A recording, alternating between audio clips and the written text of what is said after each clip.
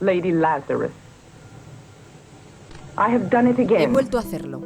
1 año de cada 10 lo consigo. Devenir en esta suerte de milagro andante. Volver mi piel brillante como la pantalla de una lámpara nazi. Mi pie derecho un pisapapeles. Mi rostro una fina tela de lino judía sin rasgos. Ay, arráncame este paño y despelléjame, enemigo mío. ¿Qué es lo que tanto te aterroriza? ¿La nariz? ¿La cuenca de los ojos? ¿Las 2 hileras de dientes? No te preocupes, este aliento agrio se esfumará en un día. Enseguida la carne que devoró el sepulcro volverá a acomodarse en mí y seré de nuevo una mujer sonriente. Tan solo tengo 30 años y 7 ocasiones, como el gato, para morir.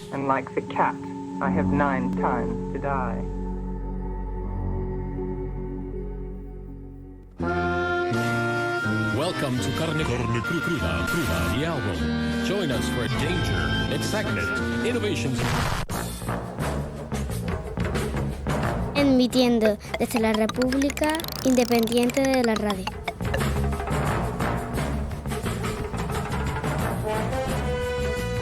Me acuerdo de la primera vez que oí hablar de Silvia Plath. Era invierno, fue en el jardín de la facultad. Una compañera me leyó en voz alta el poema Lady Lázaro. A la chica le había impresionado su fuerza y a la vez su fragilidad. A mí me impresionó su honestidad, sus imágenes, su calidad sonora. Después supe muchas cosas de ella. Su vida marcada por el modelo de mujer imperante en su época que sentía como una cárcel. Supe de su precoz determinación de convertirse en escritora, de su maternidad, de su sufrimiento psíquico, del electroshock. Supe de su marido, también poeta. Me emocionó el leitmotiv de su novela, La campana de cristal. Yo soy, yo soy, yo soy. También supe que para ella un poema debía sonar como una canción y que poco antes de suicidarse en su casa de Londres le escribió una carta a su madre contándole que jamás había sufrido un invierno semejante. Sentía, a cada paso, que la nieve la iba a sepultar. Hola, ¿qué tal? Perdona que te interrumpa un momento. Ahora mismo te dejo seguir con el programa. Espero que lo estés disfrutando porque para eso lo hacemos. Pero, como sabes, Carne Cruda solo es posible por los oyentes que lo hacen posible. Así que si no eres productor o productora, te animo a serlo en carnecruda.es. Es muy fácil. Entras allí y puedes hacer una donación a través de PayPal o una transferencia bancaria. Y ayudas a que contenidos como este sigan adelante. Te dejo seguir con el programa. Que lo disfrutes. Violeta, crudos días. Crudos días, Javier. Hija de maestros de ascendencia alemana, Silvia Plath nació en Boston en 1932 y murió en 1963. Poeta, novelista y autora de extensos diarios y correspondencias, su figura y obra supusieron un enorme motor para la segunda ola del feminismo, donde miles de mujeres se manifestaron con pancartas que clamaban «Yo soy, yo soy, yo soy». Además, su poesía de carácter confesional inspiró a varias generaciones de poetas, abriendo un diálogo hacia la sexualidad femenina, el deseo, el trauma, la intimidad y la salud mental. En pocas semanas se cumplen 61 años de su muerte y de la publicación de La campana de cristal, su ya mítica novela, publicada solo un mes antes de su suicidio. Por eso hoy consagramos nuestro especial literario a recordar quién fue y quién es hoy Silvia Plath. Y lo hacemos con nuestras dos Silvias, Tomo y Lomo, las literatas más literatas de la República Independiente de la Radio. Muchos años después, en un lugar de la Mancha de cuyo nombre no quiero acordarme, había una vez un principito que habitaba un planeta apenas... Vine a Comala porque me dijeron que acá vivía mi padre. Coronel Aureliano Buendía, y que tenía necesidad de ir. Mi madre me lo dijo. Tomo. Y Lomo. Señoras de Tomo y Lomo, Silvia Nanclares Tomo, Silvia Herreros de Tejada Lomo, crudos días. Crudos días, Javier. Yo también quiero. Crudos días, Violeta. Qué cántico, qué maravilla. ¿Cómo estáis? Pues hijo, ¿cómo vamos a estar? Pues entusiasmadas de empezar nuestro año radiofónico con nuestra tocaya, una de las voces más relevantes de la literatura del siglo XX. Ay, ¿cuántas veces habré contado yo que me llamo Silvia por Silvia Plath? Uy, pues yo no, yo me llamo así por mi madre. Bueno, pero yo tampoco. Pero lo bien que queda, pero ya me gustaría. Ya me gustaría. Claro que te gustaría. Porque mucho he hablado yo de Silvia Plath en mi vida. Bueno, si lo sabré yo, sin parar, sin parar. Sí. De hecho, se habla mucho de Silvia Plath, se habla a veces demasiado. Y quizá por ello nos toca detenernos hoy en los megatópicos que sabe todo el mundo. Bueno, todo el mundo, no sé. Bueno, en nuestro círculo. Vamos sí, a ver, vamos claro. a ver. Por ejemplo, el de Niña Prodigio. Desde los 8 años se propuso ser escritora. Desde entonces se esforzaría por encajar en un canon eminentemente masculino con el precio que ello le supuso pagar. Neurodivergente, bipolar, loca. Lidió con la depresión desde muy joven y pasó por varios tratamientos. Trabajadora incansable, productiva a más no poder. Después de pasar por el Smith College, ganó una beca Fulbright y se fue a la Universidad de Cambridge. Apasionada, allí conoció a otro aspirante a poeta, Ted Hughes, que era guapo. Muy guapo, Bueno, guapísimo, la verdad. guapísimo, la verdad que sí. Y muy intelectual, vamos, el típico creador de los años 50 también. O sea, una mijita cabrón. Una mijita, sí. Pero también muy talentoso, hay que decirlo. Pero bueno, anda que ella, había ahí un pique de egos importante. Sí, la verdad es que tuvieron un matrimonio asfixiante, sobre todo para ella, quien se vio abrumada por la imposibilidad de conciliar su trabajo de escritora con las demandas de la crianza y el matrimonio. Que nos Total, suena. que al final él se fue con otra y la dejó a cargo de 2 niños pequeños.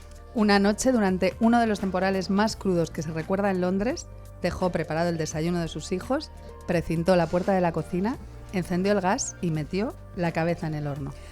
Tremendo final para una de las más grandes poetas del siglo XX.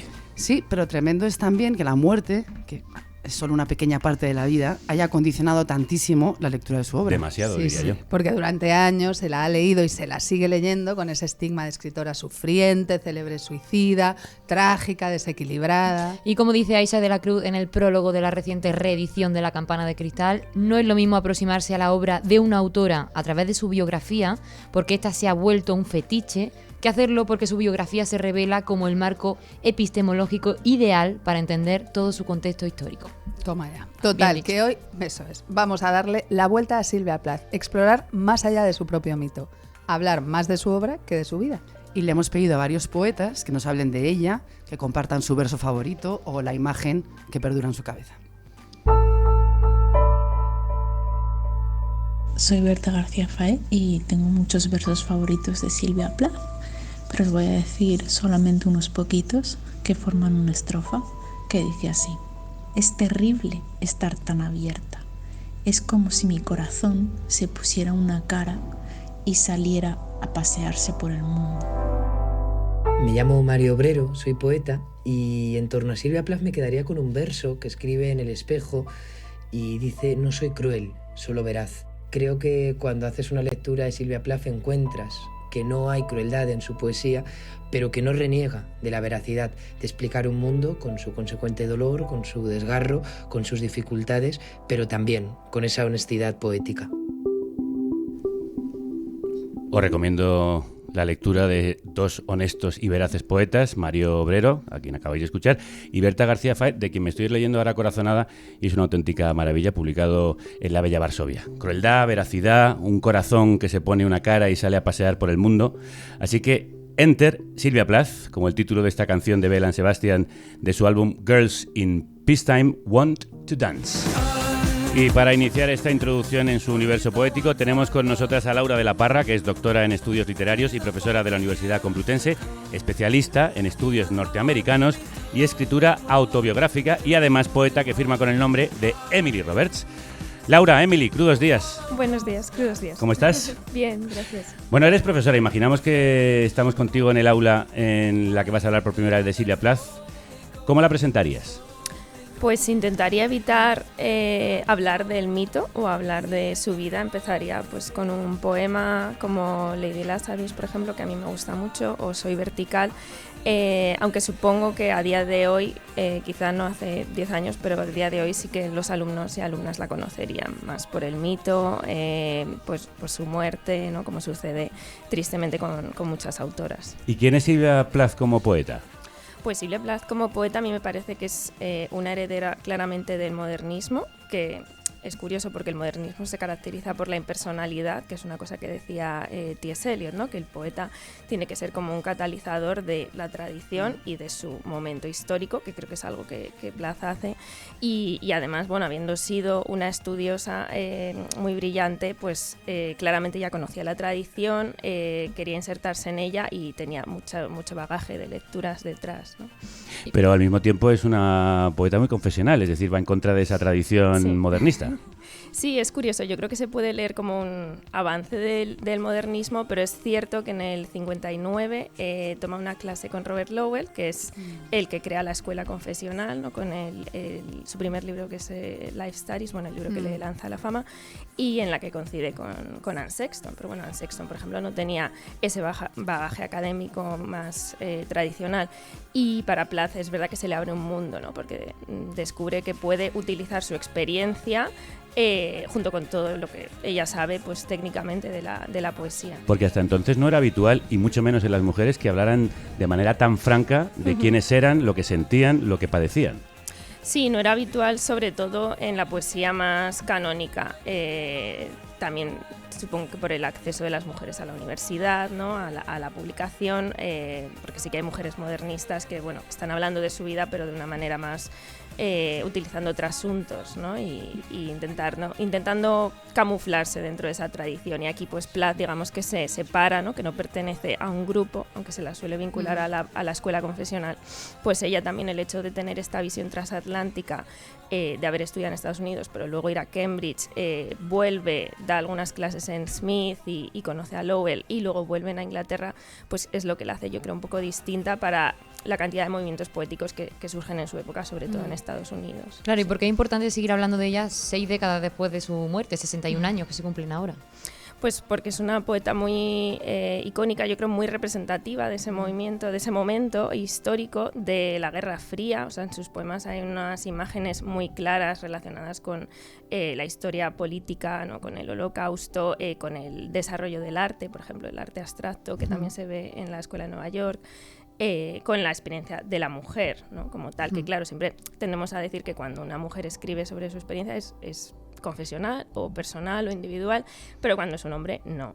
Claro, como porque es universal. Claro, eso es, ¿no? Como que la experiencia del hombre es universal, sí. Y cuéntanos, dentro de esta construcción como poeta que hace Plath, ¿cuánto tiene que ver su depresión? Porque es verdad que su salud mental no podemos tampoco obviarla, ¿no? Pues yo creo que es más una víctima de cómo se psiquiatrizaba en esa época, que bueno, es algo que se sigue haciendo, pero es que en esa época era muy bestia, ¿no? De la manera en la que usaban el electroshock, o sea, ya le afecta muchísimo, y de hecho su primer intento de suicidio, según dicen las cartas, es porque ella no quería quedarse para siempre encerrada en un sitio donde la trataban así, ¿no?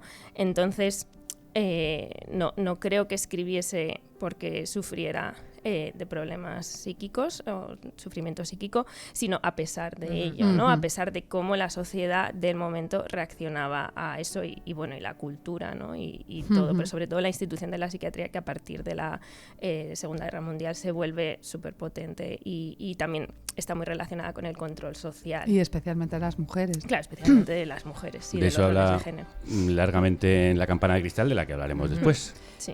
Y Laura, ella en vida publicó El Coloso, pero su obra más famosa, la más leída, la que la llevó a la fama, es Ariel, que se publicó de forma póstuma y que además ganó el Pulitzer también de forma póstuma. Cuéntanos un poco de estos dos libros. Sí, pues el Coloso es el primer libro que publica y bueno, recibe buenas reseñas, pero es verdad que pasa igual un poco más desapercibido, y Ariel lo publica póstumamente Ted Hughes. Entonces, bueno, hay mucha controversia. De hecho, por ejemplo, la edición que yo tengo aquí, que es la de Barleby, y algunas otras ediciones de su poesía completa, hoy en día lo que hacen es ordenar como por año en vez de por libro, porque lo que se ha descubierto es que, bueno, Ted Hughes pues alteró, ¿no? Sacó poemas de lo que había dejado Plath para Ariel, los ordenó de otra manera. Marjorie Perloff, que es una académica de Estados Unidos, pues dice que igual el orden del libro podía leerse no como un argumento que va hacia el suicidio, o sea, que Hughes lo ordena de manera que se pueda leer como un libro que trata de la inevitabilidad del suicidio, sino como un libro sobre el renacimiento, ¿no? Y el renacer de las cenizas. O sea que, bueno, ahí hay mucho trabajo de archivo que sí, que se puede hacer. Bueno, has hablado de Ted Hughes, no podemos tampoco evitar hablar de su marido. ¿Qué papel juega en la escritura y en la difusión de la obra de Sylvia Plath? Pues en la escritura yo creo que era un compañero, bueno, como habéis dicho, pues una relación muy tormentosa, pero también muy fructífera. Hay muchos poemas que se contestan entre sí, o sea, escribían juntos, se leían, eran muy críticos el uno con el otro. Y después de la muerte de Plath, pues un claro difusor, ¿no? O sea, claro, publica Ariel que son sus mejores poemas, sus poemas de mayor madurez, pero a la vez, bueno, pues construye también, o sea, también forma parte de la construcción de este mito de cómo presenta a Ariel, de los poemas que saca, de los poemas que decide incluir y del legado suyo que ha destruido también, ¿no? Que para que no sufrieran sus hijos, pues hay cosas a las que ya nunca tendremos acceso. Y hablabas de que se leían mutuamente y se comentaban los poemas. ¿Qué leía Silvia? ¿Qué poetas, qué escritores y escritoras influyeron en su obra? Pues toda la tradición anglosajona, por ejemplo, su madre le leía mucho a Emily Dickinson, a los románticos. Luego ella era muy fan de Dylan Thomas, que era como el poeta más popular así como de la época de los 40 a los 50, y cuando llega a la universidad pues descubre el modernismo, descubre a poetas, supongo que para ella más serios, ¿no? Pensando en esa tradición inmediatamente anterior en la que ella se quiere insertar, pues Eliot, Pound, sí, sus inmediatamente antecesores que eran muy, muy canónicos ya cuando ella estudia. Has citado Lady Lázaro, poema con el que hemos empezado, y también Soy vertical. Soy vertical, pero preferiría ser horizontal. Yo no soy un árbol enraizado en la tierra, absorbiendo minerales y amor materno para rebrotar esplendoroso cada mes de marzo, ni tampoco la belleza del arriate del jardín, que deja boquiabierto a todo el mundo y a la que todo el mundo quiere pintar maravillosamente, ignorando que muy pronto se deshojará.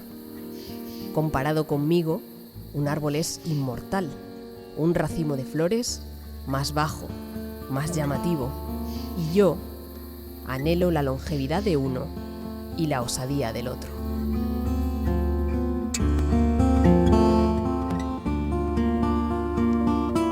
Ya has dado algunas pinceladas, pero ¿qué tiene la poesía de Plath que no tenía la poesía de la época? ¿Cómo se podría describir?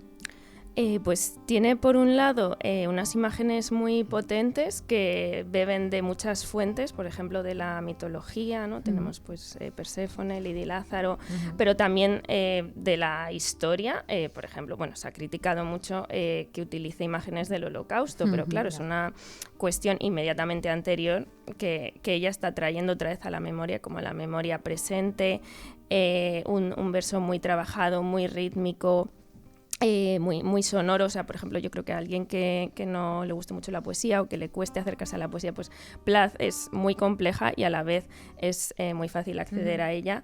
Y sí, como he dicho, pues en esa época es una época que surgen muchos movimientos, pues los Beat, Black Mountain Poets, la generación, la Escuela de Nueva York, pero a la vez Plath es única, ¿no? Porque no pertenece a una sola escuela, no era solo confesional, no era una poeta inglesa, ¿no? Que en Inglaterra tenemos a los Angry Young Men, que también son muy confesionales, ¿no? Por ejemplo, Philip Larkin, inmediatamente anterior a Hughes, y sin embargo tampoco es una poeta inglesa, o sea que es una poeta como muy diversa, que bebe de muchas fuentes y a la vez muy única.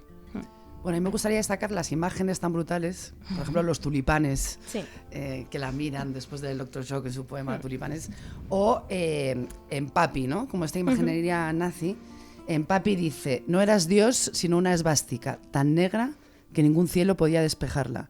Toda mujer adora a un fascista, la bota en la cara, el bruto corazón de un bruto como tú. Wow, ¿no? Es como que creo que a veces la gente tiene esta idea de Plath, de bueno, languidez, la naturaleza, persona que se suicidó, la depresión. Y de repente eres un poema como Papi y dices... Bueno, y en Ariel hay muchísimos que son desgarradores y con una son tan descarnados, tan bestias. Sí, es muy brutal. Y hay, por ejemplo, en Papi, claro, está utilizando las imágenes del Holocausto para hablar también de lo que es ser mujer en la época, claro, ¿no? De lo que es Papi, el patriarcado. Claro, exactamente, claro. ¿no? Que la gente dice, no, es su padre, tal. No. Bueno, es que está hablando de muchas otras cosas, sí, de la violencia diaria y estructural. Sí. ¿Y qué impacto tuvo la poesía de Silvia Plath en su época? Es verdad que Ariel se publica póstumamente, pero ya era una poeta conocida, hay grabaciones en la BBC de su obra.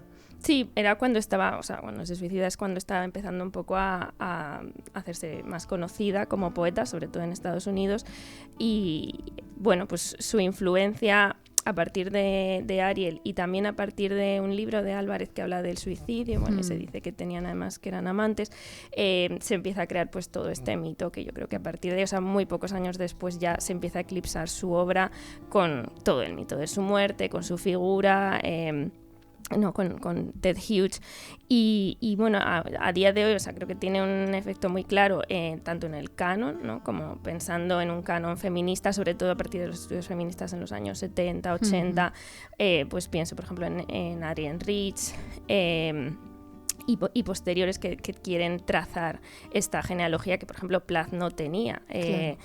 O sea, Plath miraba atrás y miraba sobre todo a los hombres, ¿no? Aunque hubiese leído pues claramente a Dickinson. Y a día de hoy pensaría más pues en poetas confesionales como Sharon Oz, Louise Gluck, claramente Louise Gluck, que no se piensa de primeras que es confesional, bebe mucho de Plath, por ejemplo, del uso de la metáfora, la naturaleza, ¿no? Las imágenes tan potentes, una poesía pues eso, compleja, pero a la vez muy, muy accesible.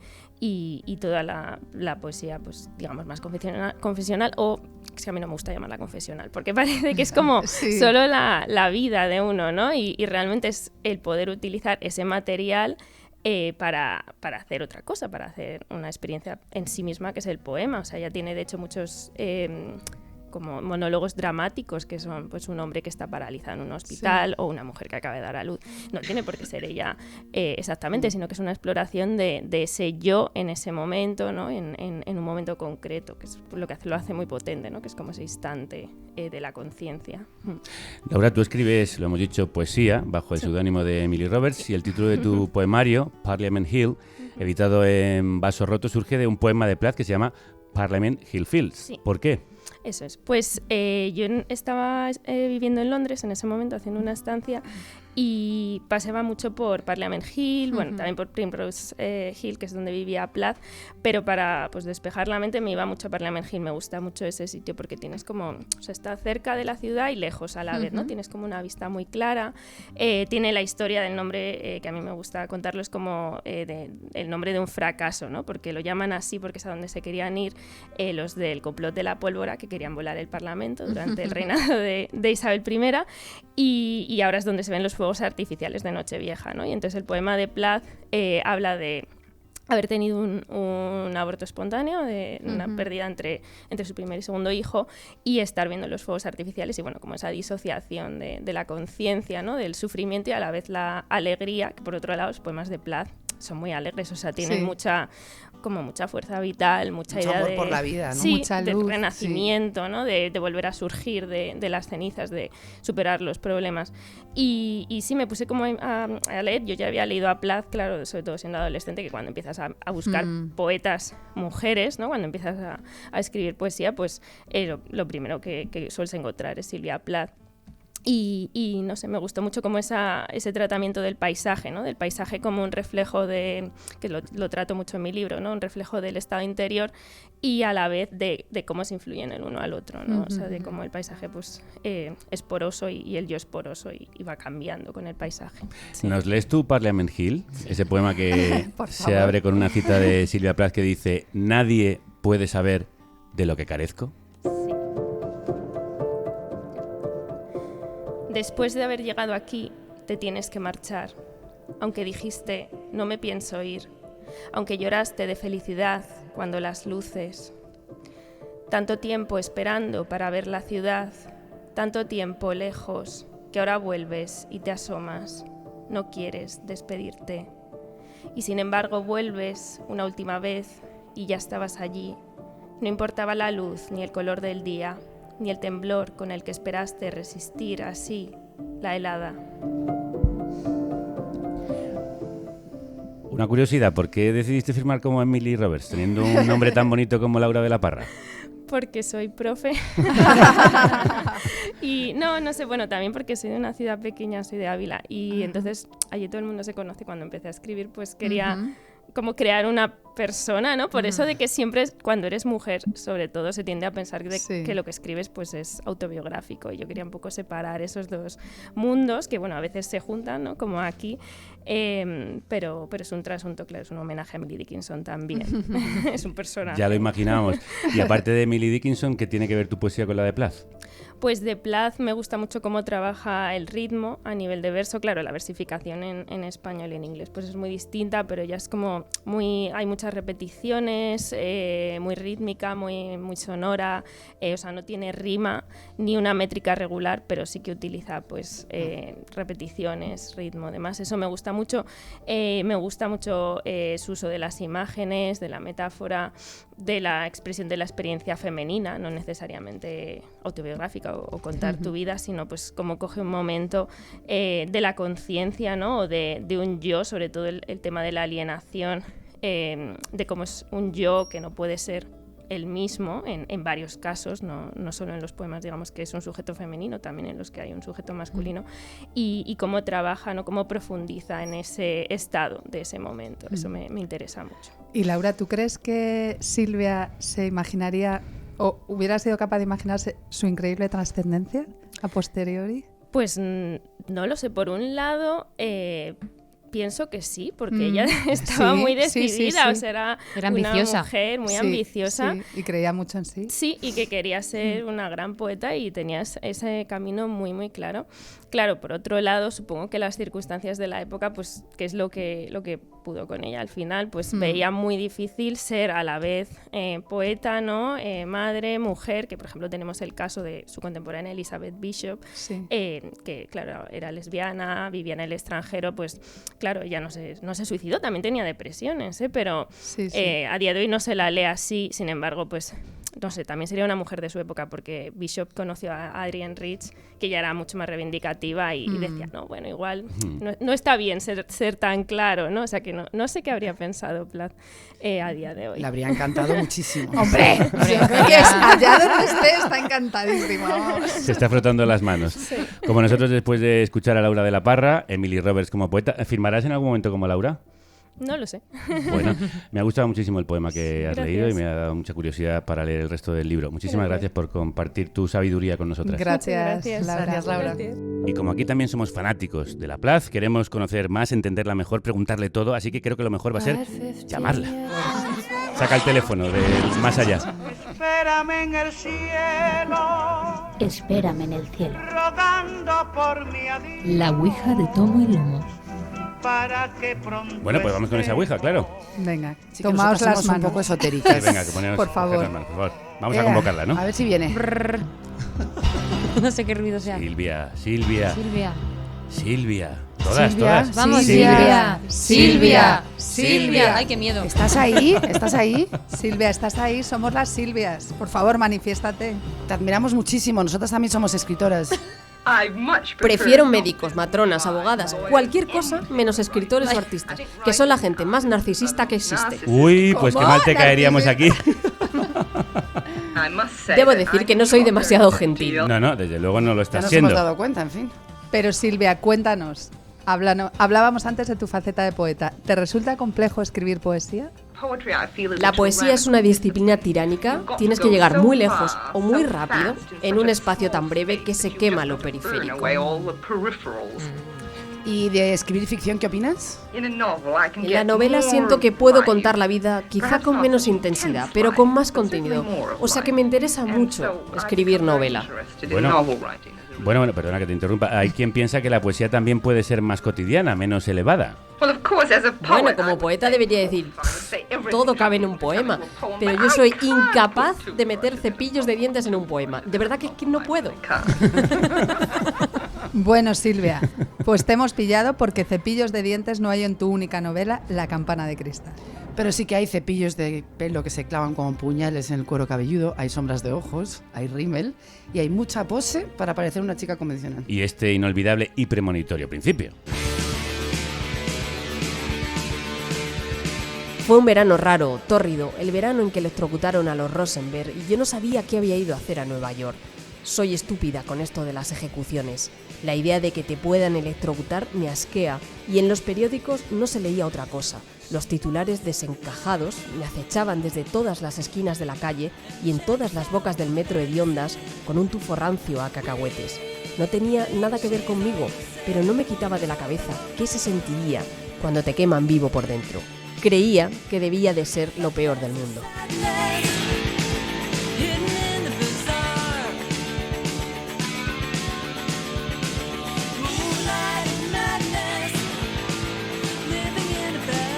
Campana de Cristal se llama precisamente este tema de las Bangles.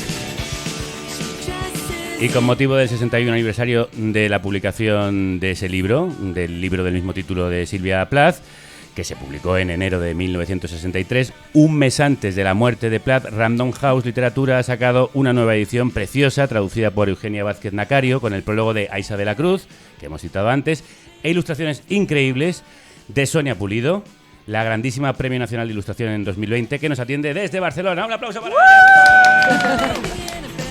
Sonia, crudos días. Bueno, por favor, qué emoción decir días. Sí, que nos han chivado que sigues carne cruda desde sus inicios. Sí, soy fan. Y soy fan de las Silvias a muerte.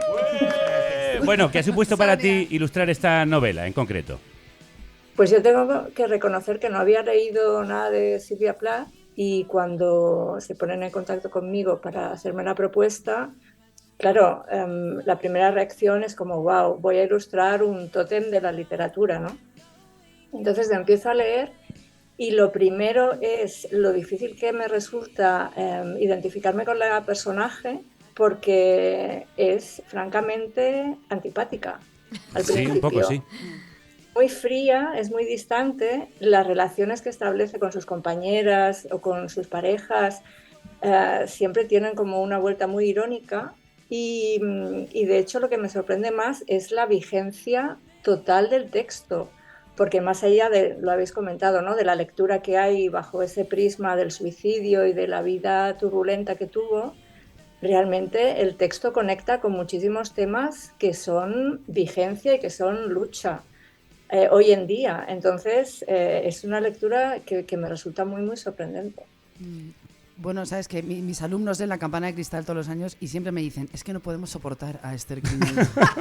Digo, venga, pues un poco más allá de si te cae bien o te cae mal el personaje. Bueno, yo creo que no empatizas tanto con ella al principio, en la primera parte, la de Nueva York, cuando está, digamos, conociendo Manhattan y con sus compañeras de estudio, de clase, pero cuando ella entra en el hospital y sufre esa depresión, no puedes evitar empatizar con ella. No sé si te pasó lo mismo, Sonia. Sí, yo creo que son los primeros capítulos que ves que realmente es como una mujer como hiperfría, ¿no? Y que, claro, yo creo que está el síndrome de la impostora ahí a tope, ¿no? Entonces se juzga bajo un baremo feroz y hace lo mismo con los demás, pero es verdad que poco a poco te vas encariñando mucho con ella y lo que quieres es que al final le salga todo bien y que pueda... De hecho, yo creo que el libro también es como... es súper vital, o sea, más allá de todo el tema oscuro de la enfermedad mental que lo atraviesa, es así, pero es un libro de lucha y de reivindicación muy fuerte, ¿no? Y que hay como unas ganas de vivir, porque de hecho hay en uno de los capítulos cuando ella intenta suicidarse de 1.000 millones de maneras diferentes, que también esa ironía, ¿no? Porque quiere ahogarse en el mar y de repente dice, ostras, pero es que el agua está súper fría. Mucha ironía también. Y sí, acabas, encariñándote mucho con Esther. Sí, porque ella se va despojando de capas, ¿no? Al principio ella está intentando ser la mujer que debería de ser. Y al entrar en el hospital es cuando se va despojando de lo que espera de ella la sociedad. Y es honesta, de verdad. Bueno, en fin, a mí es que me encanta esta novela. Sí, lo sé, me lo has contado más de una vez. La Campana de Cristal se editó por primera vez con el seudónimo de Victoria Lucas, porque en esta Romana Clef, por favor, o novela en clave, qué cursi eres, en francés. Experta. Bueno, los paralelismos de la vida de Plath y de su entorno eran demasiado evidentes, ¿no? Y solo a partir de 1967 comenzó a publicarse con el nombre de la autora. Entonces yo, Sonia, tenía una duda viendo tus maravillosas ilustraciones. ¿Estás ilustrando a Silvia Plath o estás ilustrando a la protagonista Esther Greenwood? Yo creo que es inevitable hacer una fusión de las dos. Claro, si conoces mínimamente la biografía de Silvia Plath y el trabajo de documentación previo siempre antes de ilustrar en mi caso es la parte que casi más me interesa y suele ser bastante exhaustiva. Y es muy difícil no mezclar los dos personajes. Es verdad que la hicimos pelirroja como para disimular un poco, pero también era interesante, sobre todo cuando empecé a buscar documentación sobre ella, fotografías y demás, ¿no? que muchas veces se presentaba bajo esta imagen un poco frívola de la rubia, como el prototipo casi de mujer americana, ¿no? Que podría encontrar un paralelismo con Marilyn Monroe incluso. Y era inevitable tener como de referente a Silvia. Sonia, la edición que habéis preparado desde Literatura Random House presenta un libro de tapas duras con un agujero en el centro, una especie de vértigo, ¿no? Ahí hay un guiño al cartel de Hitchcock diseñado por Saul Bast. Cuéntanos qué simboliza la campana de cristal que da título a la novela y qué ha significado para ti la creación de estas ilustraciones. Pues mira, lo que teníamos muy claro, y además desde las primeras reuniones con Nora, que es la directora de arte, es que el libro no podía caer en imágenes así como siniestras y oscuras por el peso mismo del suicidio, ¿no? Y de la enfermedad mental, y que íbamos a hacer un acercamiento súper luminoso. De hecho, yo miro la portada y casi pienso, ¿sabéis estos libritos como de primera comunión? Así de recordatorios. Sí. Y claro, el personaje de alguna manera, con ese troquel que decíais, te lleva, ¿no? Es como que te lleva, te invita a que te adentres en la historia. De hecho, las primeras imágenes son de espaldas y solo es cuando el troquel que ella te mira. Y la contraportada es el mismo juego al revés, ¿no? Es como te ayuda de alguna manera a salir de esa historia. Pero sobre todo lo más importante era eso, es como no caer en la convención y que el tratamiento del color fuera súper luminoso. También el fucsia es un color muy vibrante, ¿no? Y a veces vibrantes también para mí funcionan como una especie de grito. Pero sí, era como vamos a huir de lo que se supone que tiene que ser este tipo de novela, porque yo os digo, para mí la parte irónica y la parte reivindicativa, por la sorpresa que me ha supuesto en la lectura, tiene casi más peso que toda esa parte más oscura de la enfermedad mental. Claro, porque la protagonista batalla con su inestabilidad personal, su deseo de ser escritora, un novio que no la satisface, su incapacidad de adaptarse a un entorno que no le corresponde. ¿Cómo plasmas tú todo eso? Cuéntaselo al oyente porque nosotros lo tenemos aquí, lo estamos viendo, pero ¿cómo te ayudaste de esas líneas rectas, esos círculos, esos tonos principalmente verdes, rosa, muy colorido?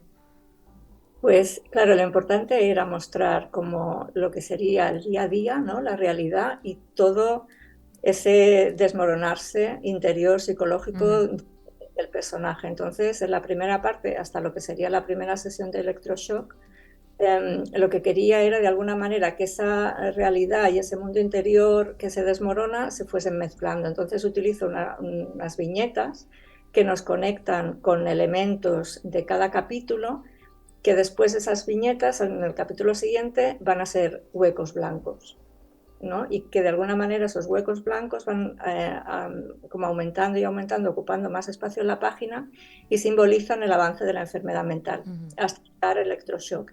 Claro, no queríamos mostrar, tampoco no hace falta enseñar como la sala, enseñar los electrodos, ¿no? Simplemente esa luz, que además es el libro, ¿no? El que se siente cuando te queman por dentro. Entonces es utilizar casi un lenguaje gráfico poético también, ¿no? Es como no os diré poesías visuales, pero sí con imágenes o metáforas, conectar mucho lo que está diciendo el texto, pero buscar una narración en paralelo. Por ejemplo, toda la primera parte que pasa en Nueva York, lo que vemos es un transitar del personaje por las calles de Nueva York hasta que llega a su habitación del hotel. O sea, no me interesaba tanto hacer una ilustración como que hiciera referencia al capítulo o a escenas de capítulos, sino crear una ilustración, una narración en paralelo.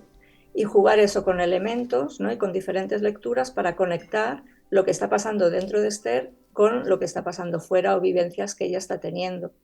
Y bueno, esos elementos de las viñetas, yo que vengo del mundo del cómic también, pues me funcionaron bien. Funciona fenomenal. Habéis hecho una verdadera maravilla, bellísima edición. Una obra de arte ha hecho Sonia Pulido con la prosa de Silvia Plath en esta edición que se cierra además con ese leitmotiv de la novela, esa esas frases fulgurantes de Silvia que dicen: respiré profundamente y escuché el antiguo estribillo de mi corazón, yo soy, yo soy, yo soy. Sonia, ha sido un placer escucharte y mirar las ilustraciones que has hecho para la campana de cristal. Un abrazo muy fuerte. Gracias, Sonia. Gracias. Por cierto, que tienes un estudio precioso, una casa muy bonita, muy colorida. Queremos ir un día a es como una de tus viñetas. Sí, total. Es verdad. Estáis invitadas cuando queráis. Un abrazo muy fuerte. Hasta luego. Chao. La arrebatadora Amy Mann le dedicó esta canción a Robert Lowell y Silvia Plath. Como ha contado Laura, ella se apuntó al seminario de poesía de él y allí conoció a otra de las grandes poetas confesionales del siglo XX, la estadounidense Anne Sexton, que también acabó con su propia vida. Creyeron que la muerte valía la pena, pero tengo un yo que recuperar, una reina. ¿Estará muerta o solo dormida? ¿Dónde se habrá metido con su cuerpo rojo león y sus alas de cristal? Ahora está volando, más temible que nunca. Roja cicatriz en el cielo, cometa rojo sobre el motor que la mató. El mausoleo, la casa de cera. Aguijones, Silvia Plath. En 2020, con el objetivo de recuperar a una reina, como decía ese verso, la escritora Heather Clark, una de las mayores expertas de Plath que hay en el mundo, publicó en Estados Unidos la que se considera la biografía definitiva de Silvia Plath, Cometa Rojo, arte incandescente y vida fugaz de Silvia Plath. Fue finalista al premio Pulitzer y acaba de llegar a España de la mano de Bamba Editorial con la traducción de Gudrun Palomino y Julia Viejo, a quien tenemos aquí. Que se ha pegado un currazo. Bueno, porque madre mía, qué no.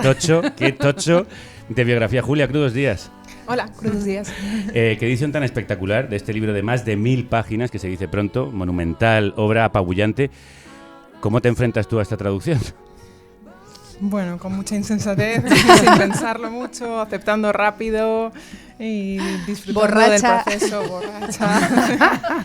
¿Y qué descubres de Silvia Plath después de la lectura y traducción de más de 1000 páginas? Un poco lo que habéis hablado durante todo el programa, ¿no? Que era muchísimo más que su final, que parece que es lo que ha trascendido en la cultura popular. Uh-huh. ¿Y por qué se le llama un cometa rojo?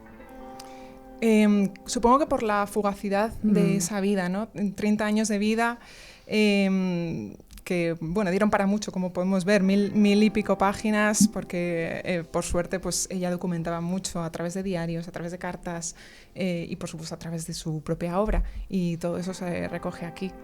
Y cuéntanos por qué se llama la biografía definitiva de Plath, porque hay otros intentos. Yo, por ejemplo, leí uno sobre Silvia Plath y Ted Hughes que hablaban de la creación de Ariel.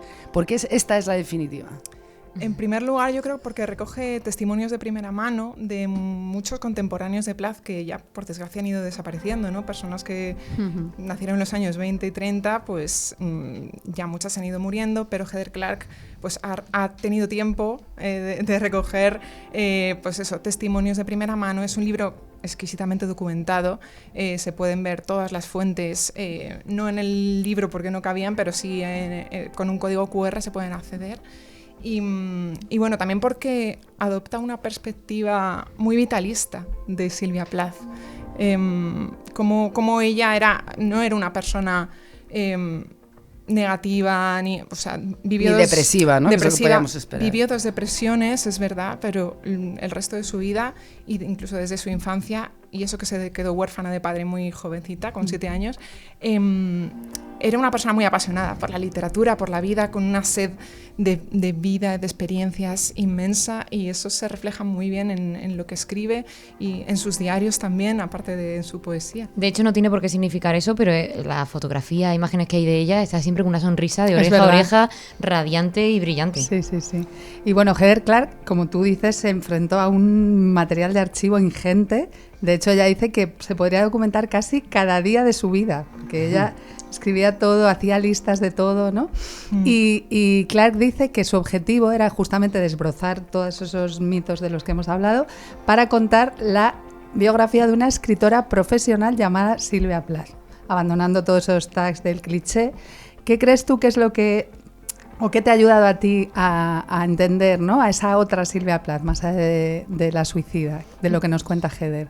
me encanta lo de escritora profesional porque es verdad, muchas veces se la ve como una ama de casa Total. que escribía unos y que se poemitas. suicidó, que escribía unos poemitas, Sí. tal. No, ella era una escritora que desde adolescente era muy disciplinada con lo de mandar sus poemas a revistas para que la publicaran o a concursos, sus relatos. Luego ayudó a su marido Ted Hughes también Sí. a ser publicado. De hecho, si no fuera por Silvia, quizás Ted no habría sido famoso. En su época era más famoso él que ella.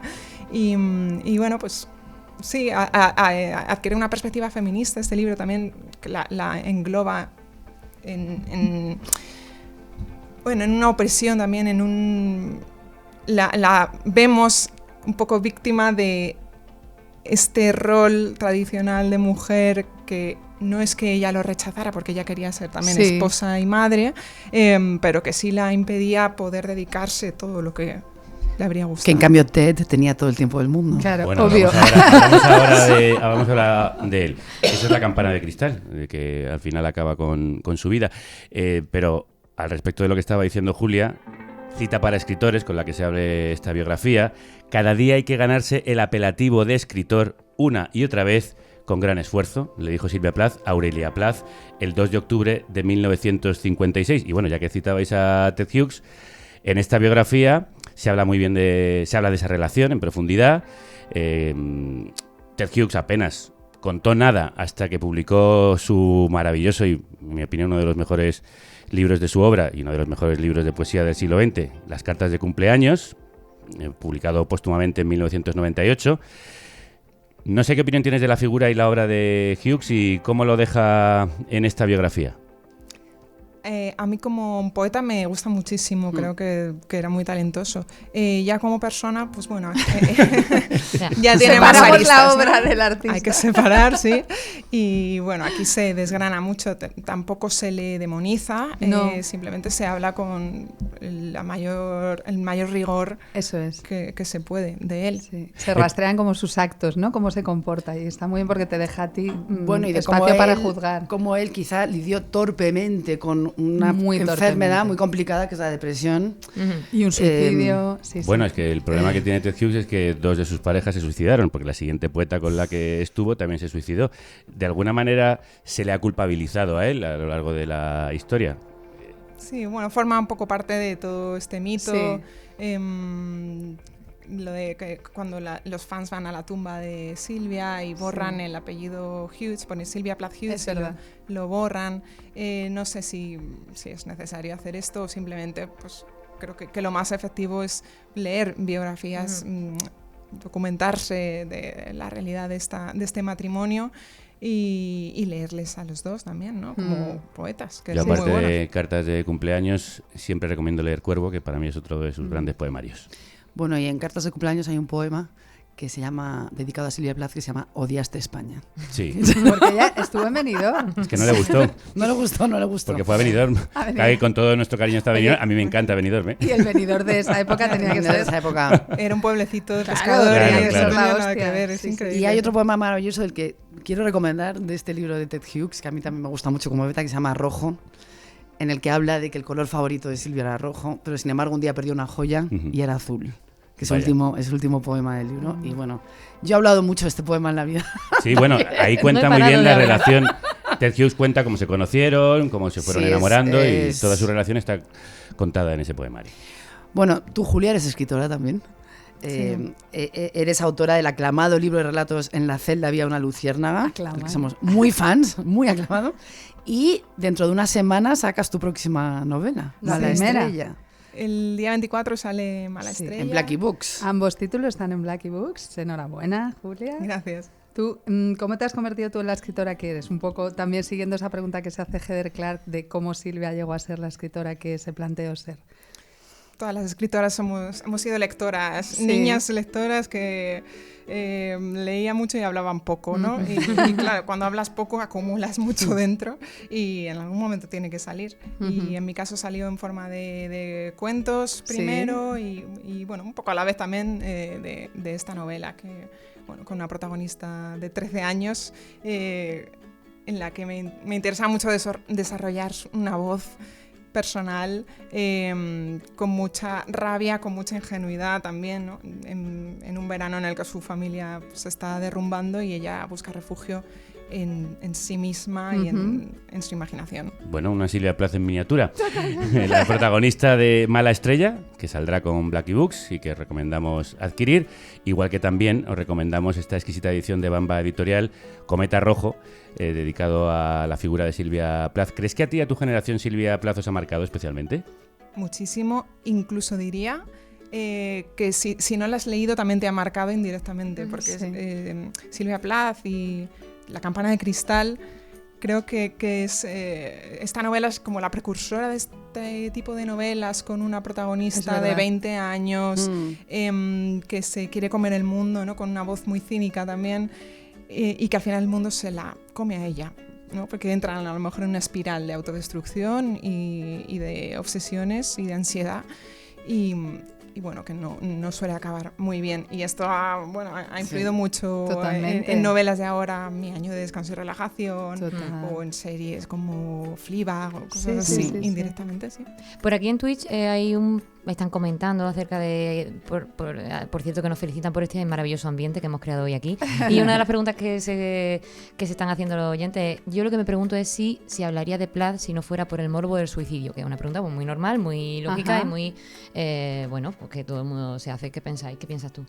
Si se hablaría de ella, sí, yo creo que sí. Quizás de otro modo, ¿no? Claro. Es difícil adivinar, porque además ella seguro que habría escrito más novelas, porque solo le dio tiempo a escribir una, o a que se publicara una. Pero no sé, es difícil de... Sí, sería una Margaret Atwood, una Alice Munro, o sea, ¿no?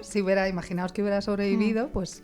Pero quizás no se habrían hecho películas, no se habrían escrito no sería el icono bioficciones pop, ¿no? sobre su vida. No hay que recordar que podría estar viva hoy en día. Claro, por eso tendría menciono 91 estas dos años. autoras. Porque y que si no se hablara de ella no sería por su obra, sino sería un defecto de nosotros como sociedad, quiero decir, si no lo habríamos fijado por el morbo.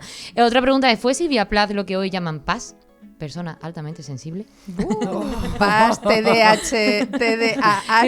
O sea, se intenta diagnosticar a una persona que ha muerto hace 60 años y que además fue sobrediagnosticada. Sí, pero sí era una persona muy sensible, eso se ve en sus poemas y se ve en la biografía. Obviamente. Y se ve en todo lo que dejó escrito. Nosotros estamos intentando ir más allá del morbo en torno a su figura y el suicidio, y por eso recomendamos que leáis ese libro. Traducido por Julia Viejo, que es escritora, que va a publicar próximamente una novela. Julia, muchísimas gracias. Gracias, Julia. También hemos pedido a otras voces coetáneas a la de Julia, nacidos en los 90, jovencísimos, que nos digan con qué imagen de Plath se quedan. Supongo que al igual que muchas otras personas, mi obsesión por Silvia Plath ha pasado por estadios muy distintos y me ha acompañado a lo largo de mi vida en momentos muy diferentes. Pero si tuviera que elegir una imagen que desde siempre me ha llamado la atención o que me ha obsesionado, más allá de los clásicos, elegiría Las abejas, esos poemas sobre abejas hacia el final de Ariel, y esa obsesión que la propia Plath tenía con las abejas relacionadas con su padre, que era un amante de la apicultura, y que en sus poemas representan cosas muy, muy, muy diferentes, pero sobre todo, diría yo, la fascinación por aquello que no podemos controlar, algún tipo de incertidumbre, también el individuo frente a lo colectivo, el ruido del enjambre frente a la soledad de un solo zumbido. Es una imagen infinita, ¿no? Infinitamente rica, igual que la obra de Plath, y por eso elegiría Las abejas. Es la imagen que ha elegido Ismael Ramos, autor de uno de los libros de relatos que más nos ha gustado últimamente, ¿verdad, Silvia? Que es La parte fácil, editado por Las Afueras. Y escuchemos también a Angelo Nestore, otro placerer por excelencia, ganador del Premio Hyperion de Poesía y del Premio Espasa con su obra Deseo de ser árbol. Hola amigues, soy Angelo Nestore y una de las citas que siempre reverbera dentro de mí de la poeta Silvia Plath pertenece justamente a una de sus novelas, La campana de cristal. Me parece tan rabiosamente actual y dice: que ve una mujer en otra mujer que no pueda ver en un hombre, la doctora Nolan guardó silencio. Luego dijo ternura y eso me dejó muda. Wow. Qué maravillosa forma de acabar. Buah. ¿Y cómo os quedáis vosotros con el tremendísimo y maravilloso repaso que os hemos hecho de Silvia Plath? Que casi no hemos mencionado la cabeza en el horno, ¿eh? ¡Choca! Choca. Pues nos quedamos muertas, y perdón por el chiste de humor negro.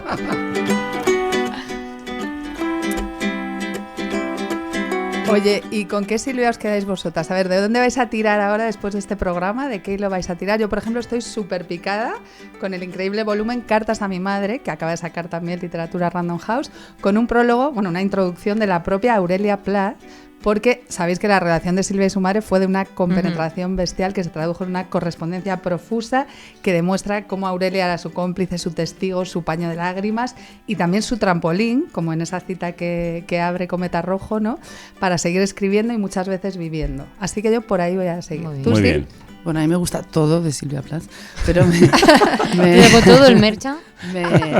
Me recuerdo escuchar una historia de cuando yo era pequeña que pensó, muy de niña, quiero escribir y pensó, ¿sobre qué puedo escribir? Sobre algo que me guste, ¿no?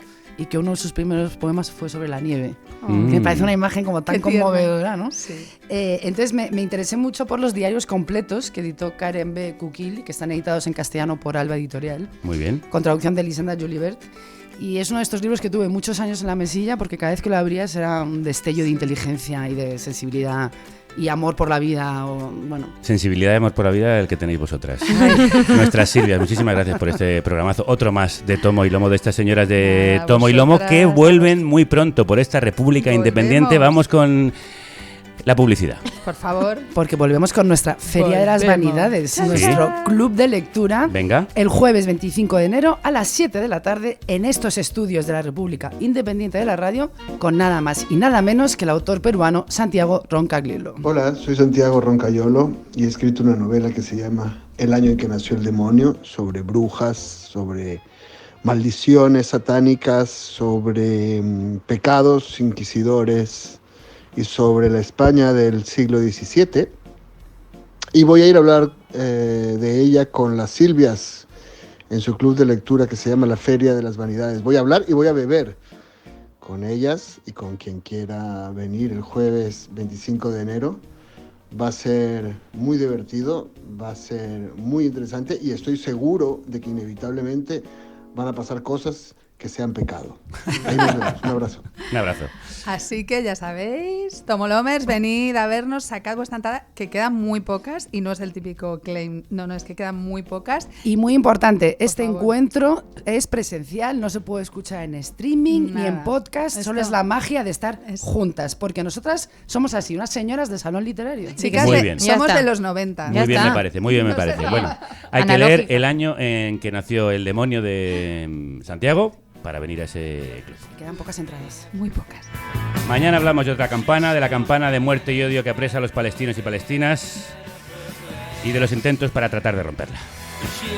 Nos preguntaremos cómo hacer frente a Israel, analizaremos las repercusiones del juicio en la Corte Internacional de Justicia liderado por Sudáfrica contra el genocidio israelí y hablaremos de la potencia del boicot económico y cultural a Israel. Si se pudo tumbar el apartheid en Sudáfrica, tenemos que poder acabar con esta ocupación. Hasta mañana, salud y república. Y que la radio os acompañe.